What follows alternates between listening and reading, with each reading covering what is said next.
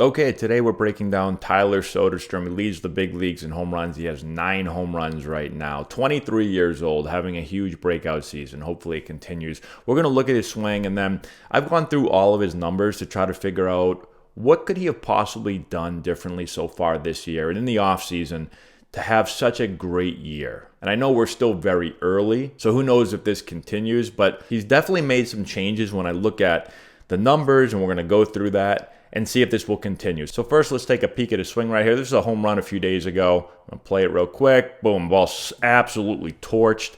Let's back it up real quick. Let's look at it slow motion. We'll talk about it a little bit more in a second. It's interesting. When you look at his lower half, it reminds me of Shohei. He has like that really early toe touch. Then he gets that big hip coil where he takes his back pocket towards the pitcher. He really turns his belt buckle back towards the catcher right here. It's really, really similar to Shohei. And now he's going to turn, catches the ball out front. It's a beautiful swing. Crushes this ball to right field for a homer. So I'm going to just rewind it real quick, and let's look up a couple of numbers here. I'm going to throw some numbers up for you. So first thing, let's just look at his stats. You can see he already has 9 homers, the same amount he hit last year, and obviously way less at-bats. His average 315, on base is 383, and he's slugging 712, which is crazy. Now let's dig a little bit deeper, and let's just compare last year to this year. So first thing, you can see that he's barreling up way more baseballs. His average exit velocity is higher, but his max EV is actually lower. And he hasn't had anywhere close to as many at-bats, so I'm assuming he's going to eventually get over that 112. But I don't think bat speed-wise, he's probably improved a ton. Where I do think he's made a lot of changes is here. So you can see the launch angle. Big difference, 12.8 versus 9.6 last year. So he's getting the ball in the air a lot more than he did last year. And then if you look at launch angle sweet spot percentage, 46.6 versus 31.4. So that's just how many balls does he hit between launch angles of 8 and 32. And if we keep going through his numbers here, you can see all of these numbers in red are obviously just ridiculous.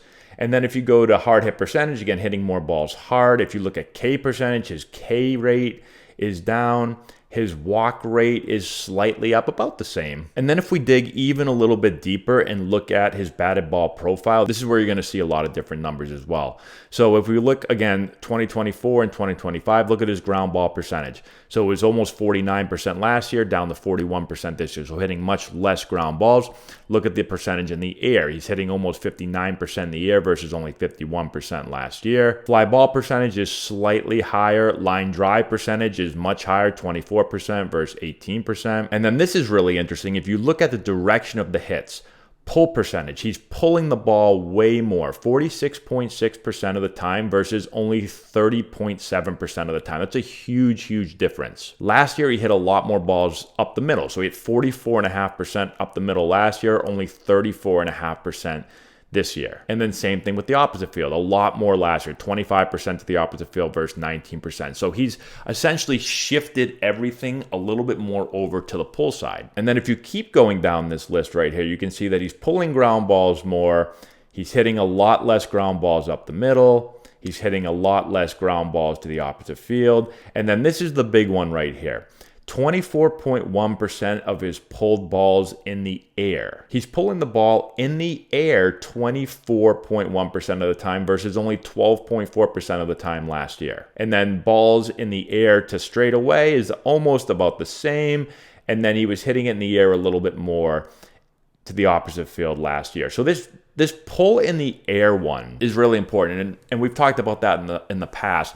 One of the most valuable skills at the big league level is being able to pull the ball in the air, because that's where you're going to hit your home runs. It's really, really hard to hit home runs to the opposite field. Only a few players can do that. And if you're wondering why can you hit the ball harder to the pull side than to the opposite field, it's because your barrel has more distance to build up bat speed. And so if you think about it like this, if I hit a ball to the opposite field, I'm going to hit the ball deeper, right? I'm probably going to hit it somewhere right about there.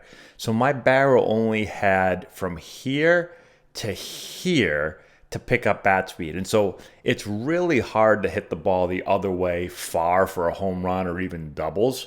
You have to be really, really strong to be able to create that bat speed from here to here. But if I hit the ball out front, my barrel is able to travel longer. So I'm able to pick up bat speed over a longer distance of time. It just allows me more time to get the barrel moving. And so now I'm picking up bat speed, more bat speed, more bat speed, more bat speed, boom, and then I hit it out front. So hitting the ball out front is good for bat speed. And then if I can combine that with hitting it in the air, because if I hit it on the ground out front, I can hit it hard, but I'm not going to hit for slugging percentage. I'm just going to hit a lot of singles.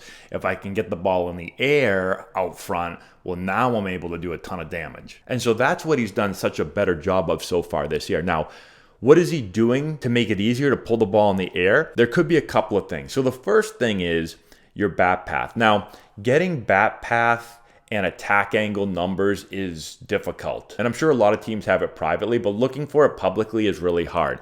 So all attack angle is, or bat path, is what is the barrel doing into contact? So is it going down? Is it going level? Is it going slightly up? Now, if you want to hit the ball in the air, you want the barrel to be working slightly up through contact. And so you can see here, as he's working through contact right here, you can see that barrel working slightly up.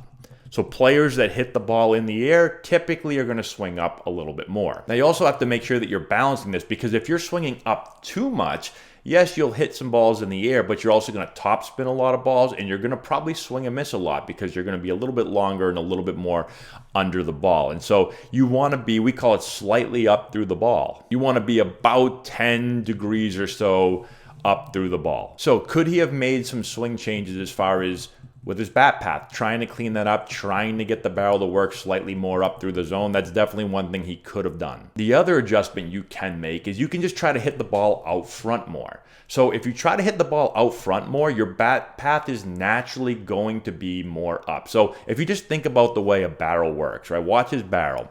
At the beginning of the swing, the barrel is going to work down, clearly, because the bat's way up here, and it's got to get way down here. So it's going to start to work down. Right? So it starts to work down, but then the goal is to be able to get it turned up into the ball. Now, if you continue to watch this, the more out front you hit it, the more the barrel is going to start to work up. This is for pretty much everybody. If you hit the ball, let's say way back here, and you can kind of see this blurring of the bat. Let's just say you made contact like behind your back hip, which is not a good plan or a strategy. But let's just say you did. Notice how you're hitting that on the down, because the barrel hasn't had time to turn up yet. But the more you hit it out front, notice now the barrel's starting to work more up. Now it's really starting to work more up.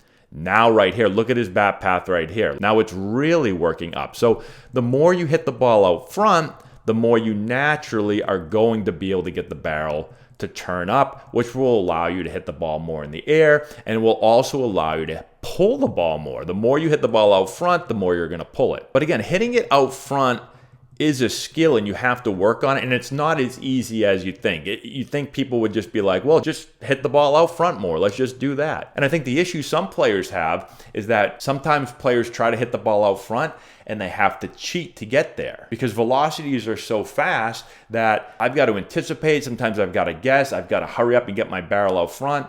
Depending on how quick your swing is and what your bat speed is, if you don't have a very quick swing, if you don't have great bat speed, you have to guess even more. And if you have to guess more to catch the ball out front, well, what if it's not a fastball and it's an off-speed pitch? You're going to look silly. You're going to be way out in front. So it's not always as easy as just saying, well, just catch the ball out front more. And so you have to have really good bat speed. You have to be really quick with your path. And so I don't want to get super in depth on this video right here, but when I talk about being quick, you have to have some shortness and directness to your swing as well. So if you watch his barrel right here as it turns, notice how it's tight to his body.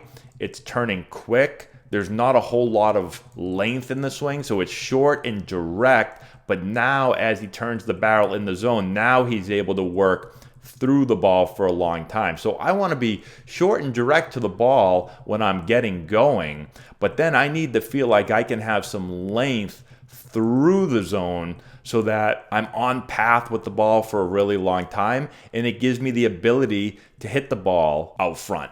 If I'm cutting across the zone and I'm not staying through the ball. Well, now I can't catch the ball out front as well as I want to. So there's a lot that goes into it, but I think his swing, just looking at it right here, it's really short and compact and direct, but then he has great length and direction through the hitting zone. And so he's able to catch the ball out front.